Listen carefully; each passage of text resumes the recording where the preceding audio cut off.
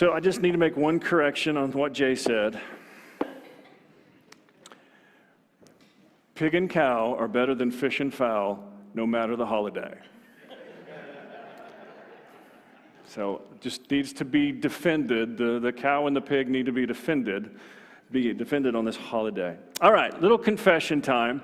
How many of you have your house completely decorated for Christmas already? All right, got a few. All right, how many of you have all of your presents purchased? All right, just a few. All right. How many of you are 3 weeks away from any of that happening?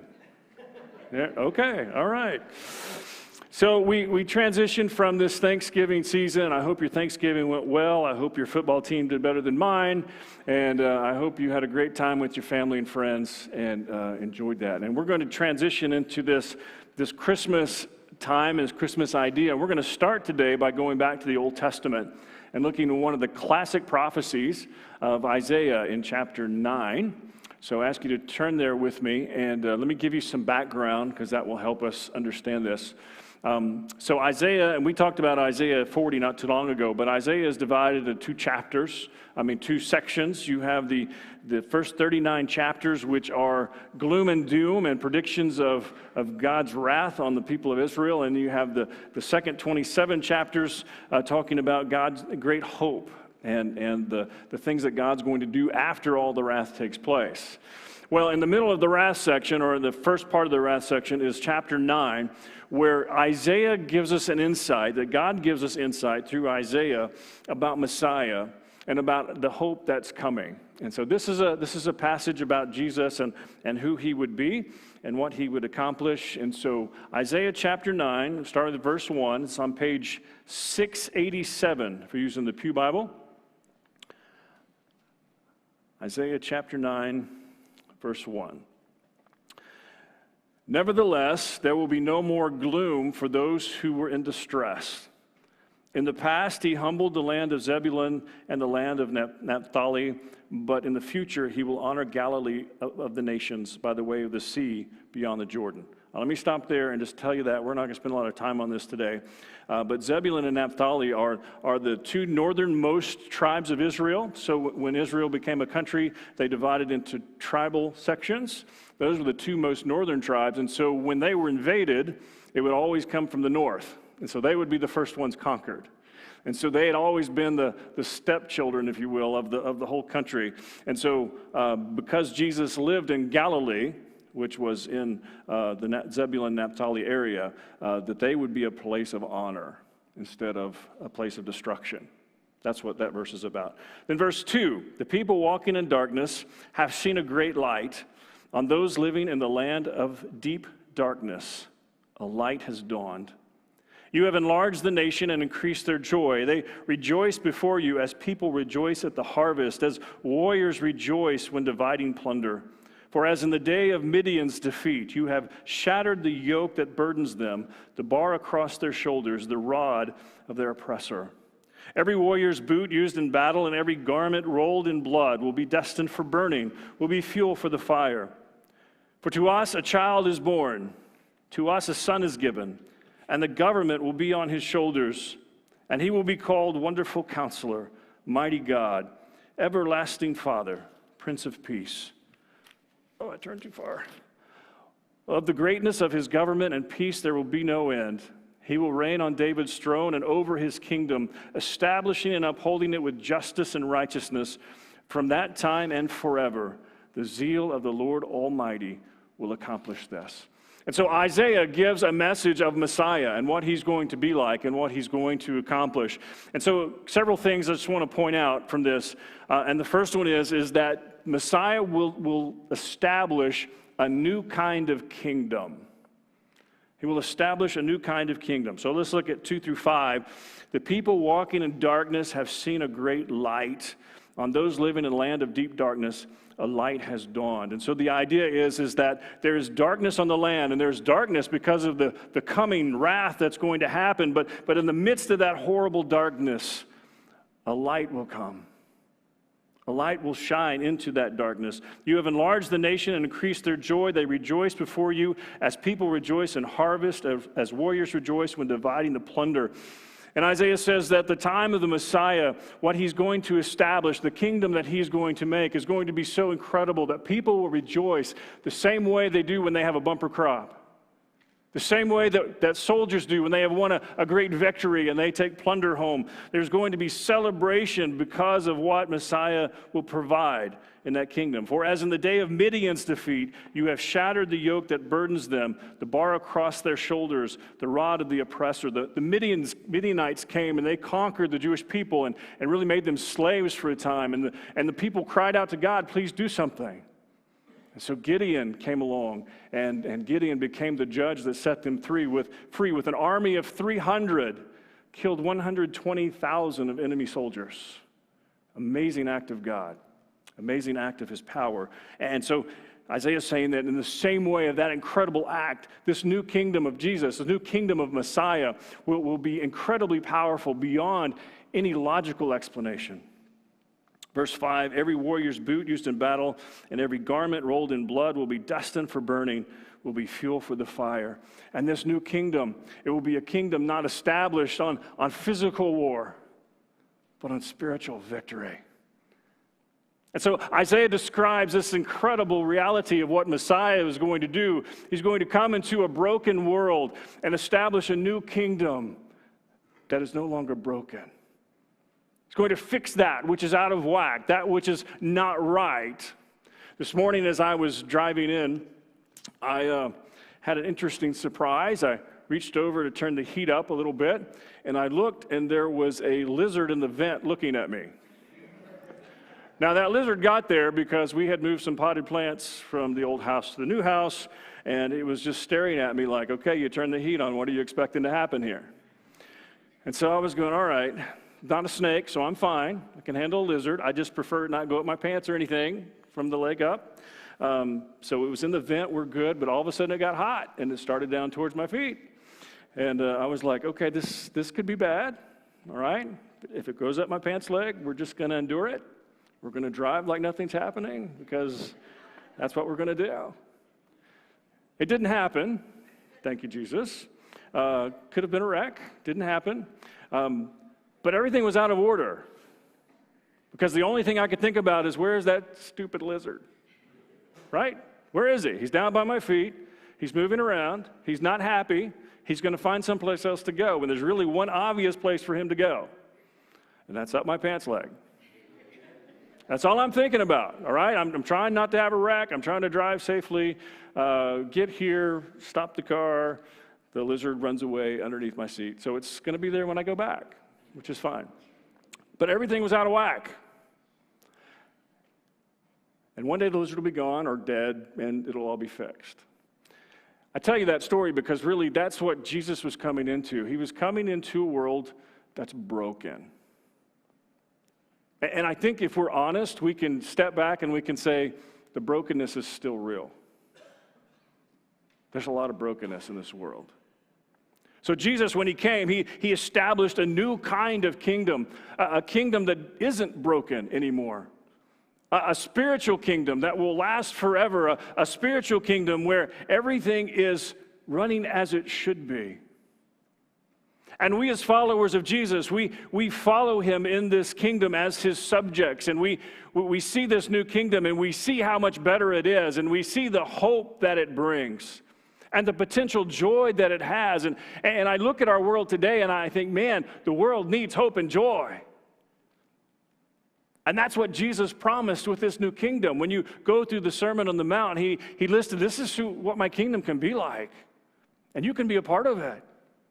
And he goes through all of these details on how we can live and what it can be like. And it's like, we can have that right now as subjects of our King here on this earth. And so Jesus came and promised this incredible hope and joy that we can experience as we go through this journey, no matter how dark the darkness is, as Isaiah described it. Because Jesus brought a great light. Paul lived this out in his life, and we see in Philippians 4 where he's in prison, and he's writing to the church in Philippi, and he's telling them, and he's probably about to die. He's not sure. He's hoping not. He's probably waiting to die. And he sends them this letter, and he talks about in chapter 4, he gets to verse 6 in chapter 4, and he says, "Be anxious for nothing, but in everything by prayer and petition with thanksgiving, let your requests be made known to God." In other words, if you have issues, if you have things that are going on, take them to God and trust him with them. And then verse 7 says, "And the peace of God, which transcends all understanding, will guard your heart and your mind in Christ Jesus." And here's this guy in prison, this guy waiting for to be beheaded, we find out later, who's experiencing peace. And so Jesus is promised, the Messiah is promised as someone who will bring a new kind of kingdom, a kingdom where there is joy and there is peace, and we can live that way, and we can live that way no matter what's going on in the world. That's the kind of kingdom that was promised, and that's the kind of kingdom that Jesus established. So I want to encourage you as followers of Jesus that if you watch the news or you read your news feed or you keep up with everything that's going on, there are times you just want to pull out your hair. But the kingdom of Jesus Christ has joy and peace available when we pursue him. A new kind of kingdom. A kingdom that will be different than any other kingdom that's ever existed. And a kingdom that will last forever. Well, not only do we have a new kind of kingdom that is promised, if you look at verse 6, we have a new kind of king that is promised. In verse 6, "For unto us a child is born, to us a son is given, and the government will be on his shoulders, and he will be called Wonderful Counselor, Mighty God, Everlasting Father, Prince of Peace." I'm going to tell you about those words and go through those phrases a little bit. So Isaiah describes Messiah this way. First of all, Wonderful Counselor. Jesus will live out in perfection what life should be like. He will model for us. He will show us how it is to be done. And that's why you've heard me so many times say, listen, you as a follower of Jesus, you're an apprentice of Jesus Christ. And he has modeled for us how to live. And we're not to be like him. We're to be like he would be if he were us. Totally different thing. If he were to live my life, how would he live it? And that's how we're to live out our lives. And he modeled for us how to interact with people and how to live amongst people, how to live amongst darkness. He showed us how to do that as Wonderful Counselor. He modeled for us the way to live this life. Mighty God, he will be God incarnate. Man, that would have been a weird thing for the people in Isaiah's time to hear. That God himself will come and live amongst the creation. Well, that makes no sense. Because if we see God, we'll die. That's what they thought. But Isaiah says Messiah will come as God himself. That's how John described him. Said, in the beginning was the Word, Jesus, and the Word was with God, and the Word was God. By him was everything made. Without him was nothing made. And so this Jesus, this child who was born in a stable in Bethlehem was Emmanuel, God with us. He'll be mighty God. And he will come and live amongst the creation itself. So, Wonderful Counselor, Mighty God, Everlasting Father. And I think this phrase is really about comparing King Jesus to other kings. That this king, number one, will last forever and live forever. But number two, he'll be more like a father than a tyrant. You see, that's the kings they knew and they understood. That it was great to be king because a king was in charge and he could have whatever he wanted. He could kill a messenger if he got a bad message and nobody could do anything about it. It was good to be king because they were tyrants. The everlasting Father treats us like a father with a child, not a tyrant with his subjects. And finally, he says he's the Prince of Peace.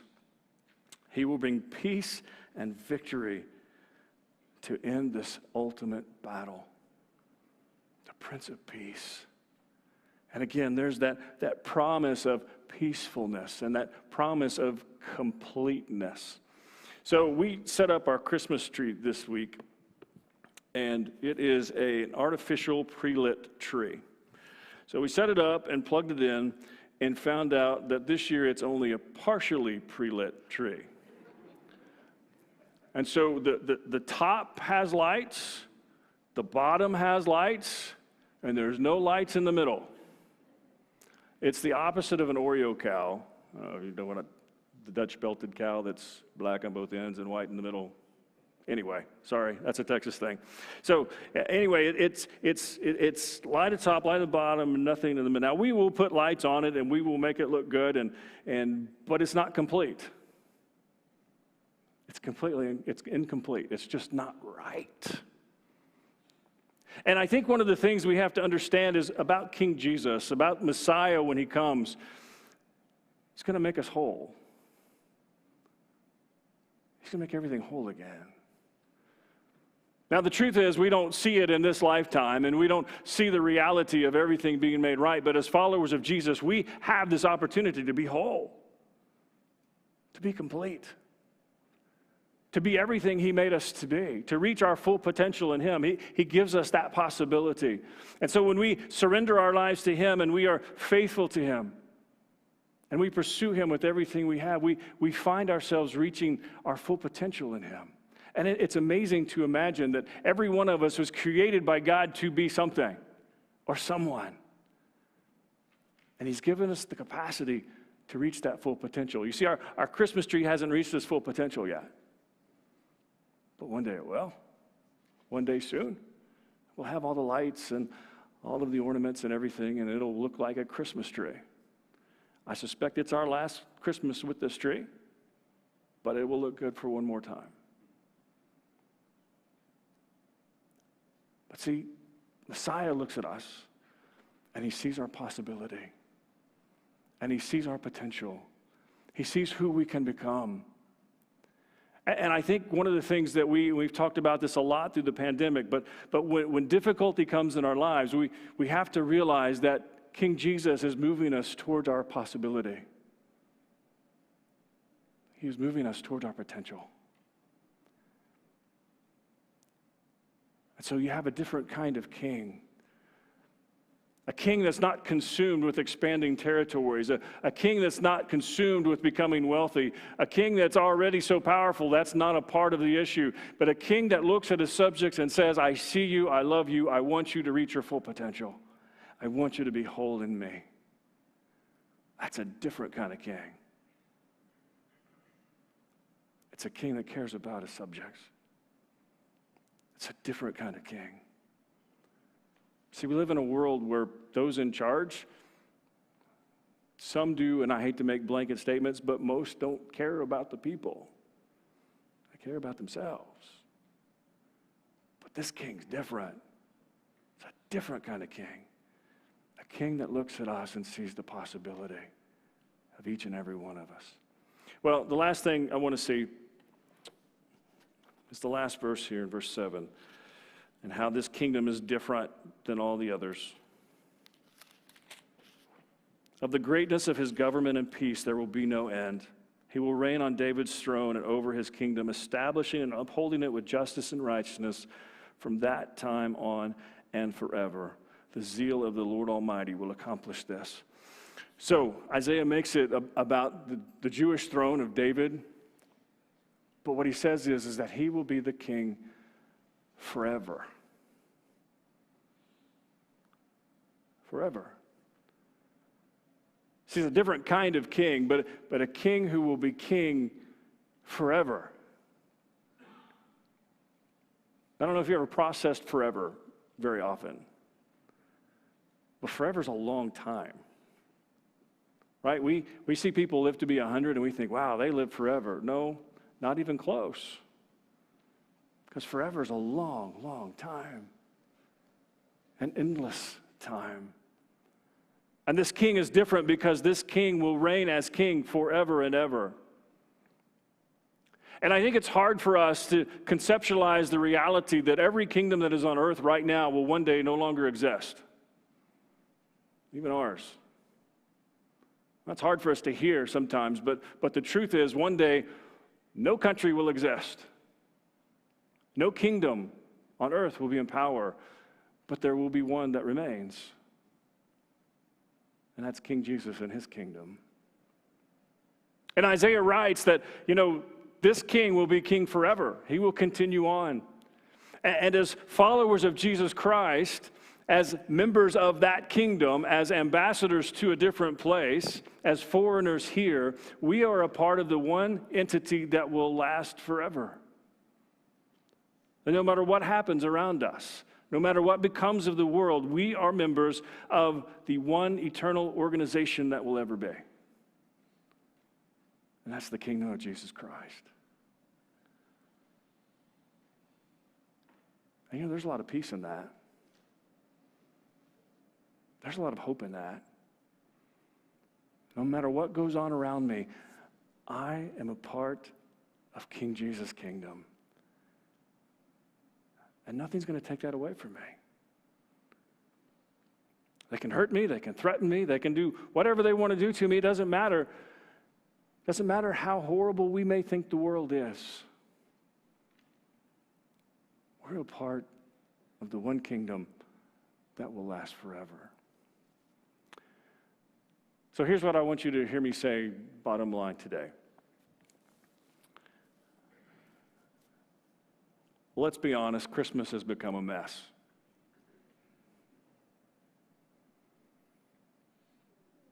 Christmas was instituted really 400 years after Jesus. It was something they never talked about his birth. That came later. And then we've taken it and made it something incredibly superficial.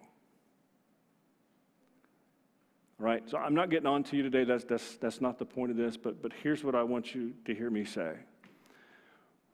When we talk about Jesus coming to earth, we're talking about the most transformational moment in history. A time when God decided to live among the creation. And again, let me say, and you'll hear me say this multiple times in the coming weeks, without a cross and a resurrection, the birth of Jesus means nothing. But this was a transformational moment in history. And I'm not naive enough to tell you don't buy presents or don't do any of that stuff, because we're going to do Christmas. I get it. Right? But don't forget the monumental moment of Messiah coming. The promised king that changed the world forever. Let's pray.